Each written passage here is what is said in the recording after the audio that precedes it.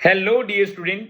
History exam को crack करने के लिए मैं लेकर के आया हूं आप सब लोगों के लिए एक बहुत इंपॉर्टेंट क्रोनोलॉजी सीरीज, जिसके अंदर सारे के सारे जो चैप्टर्स हैं उनके इंपॉर्टेंट जो ईयर्स हैं उनका पूरा का पूरा क्रोनोलॉजी हम कवर करेंगे। जिसमें सबसे पहले हम कवर करने वाले हैं सबसे ज्यादा पूछे जाने वाले चैप्टर के क्रोनोलॉजी को, जो है chapter number 13, Mahatma Gandhi and nationalist movement. तो इस चैप्टर की जो डेट्स हैं उसकी शुरुआत होती है 1905 से विद स्वदेशी मूवमेंट, और उसके बाद में महात्मा गांधी के अराइवल या उनके रिटर्न इंडिया आने जो हुआ है 1915। उसके बाद में 1916 में पहला पब्लिक अपीयरेंस बीएचयू के अंदर उन्होंने किया।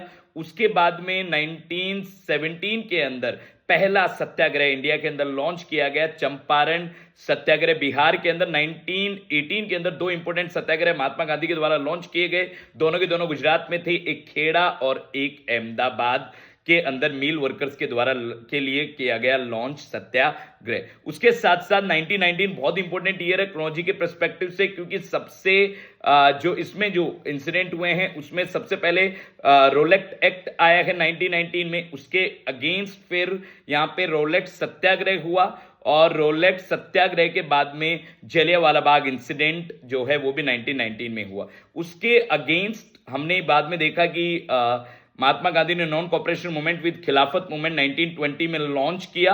1922 में इसे बंद कर दिया गया है। चोरी चोरा इंसिडेंट जो वायलेंट इंसिडेंट हुआ यूपी गोरखपुर के अंदर, इसकी वजह से। उसके बाद में महात्मा गांधी जी जो हैं जेल में चले गए। उसके बाद में उन्होंने वापसी करी 1924 में, वो रिलीज किए गए जेल से, और उसके बाद में उन्होंने डायरेक्टली पॉलिटिक्स में हिस्सा लेने के बजाय कुछ समय अपना सोशल और रिलीजियस रिफॉर्म्स के अंदर उन्होंने अपना समय बताया। 1928 में वापसी उनकी हुई विद बारडोली सत्याग्रह। 1928 में ही एक और इंपॉर्टेंट इंसिडेंट हुआ, that is Simon commission India के अंदर आता है, उसका काफी विरोध होता है। 1929 बहुत इंपॉर्टेंट है क्योंकि इसके अंदर लाहौर अधिवेशन हुआ है, जिसके अंदर दो इंपॉर्टेंट फिनोमेना हुए। एक तो जवाहरलाल नेहरू को प्रेसिडेंट कांग्रेस का बनाया गया, और साथ ही साथ पूर्ण स्वराज की घोषणा जवाहरलाल नेहरू के द्वारा करी गई। उसके अकॉर्डिंग 26 जनवरी 1930 को इंडिपेंडेंस डे मनाया गया, और इसको ज्यादा लोगों का सपोर्ट नहीं मिलने की वजह से महात्मा गांधी ने डिसाइड किया कि वो एक बड़ा आंदोलन स्टार्ट करेंगे, और इसी के साथ शुरुआत हुई सिविल डिसोबीडियंस मूवमेंट की। सिविल डिसोबीडियंस मूवमेंट की शुरुआत दांडी मार्च 1930 6 अप्रैल 1930 के साथ शुरुआत होती है, और बहुत ही बड़ा इन्फ्लुएंस इसका रहता है। लेकिन इसे 1931 के अंदर विद गांधी इरविन पैक्ट बंद कर दिया जाता है, और गांधी जी चले जाते हैं लंदन, और लंदन जा करके जो राउंड टेबल कॉन्फ्रेंस उसमें हिस्सा लेते हैं, सेकेंड राउंड टेबल कॉन्फ्रेंस में हिस्सा लेते हैं। और 1930 के अंदर पहला राउंड टेबल कॉन्फ्रेंस हुआ, 1931 में सेकेंड जिसमें गांधी जी हिस्सा लेते हैं, एक और हुआ 1932 के अंदर। तो ये डेट्स भी बहुत इंपॉर्टेंट है। उसके बाद में गवर्नमेंट ऑफ इंडिया एक्ट 1935 बहुत इंपॉर्टेंट है, क्योंकि रिप्रेजेंटेटिव गवर्नमेंट का जो अधिकार है वो इसी में दिया गया।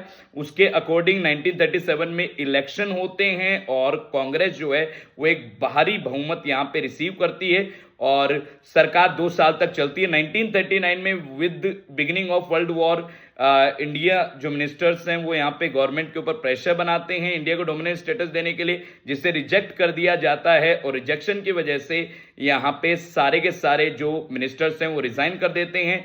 उसके बाद में होता है इंडिविजुअल सत्याग्रह स्टार्ट, और इसके बाद 1942 में एक बहुत ही बड़ा मिशन इंडिया में आता है, दैट इज क्रिप्स मिशन। लेकिन क्रिप्स मिशन फेल कर जाता है, और उसके फेलियर की वजह से 1942 में ही महात्मा गांधी अपना तीसरा बड़ा सबसे आंदोलन स्टार्ट करते हैं, जो है that is my dear quit India movement. इसे मास मूवमेंट भी कहा जाता है, क्योंकि बहुत सारे लोगों ने इसमें बढ़ चढ़ करके हिस्सा लिया। तो ये कुछ इंपोर्टेंट डेट्स हैं, और भी डेट्स हैं जो आपको एग्जाम की तैयारी के अंदर मदद करने वाली हैं। ऐसी डेट्स मैं आपके लिए लाता रहूंगा, और आपकी पूरी तरीके से एग्जाम को क्रैक करने में मदद करता रहूंगा। तो स्टे ट्यून, चैनल को सब्सक्राइब करिए। Let's crack it with on academy.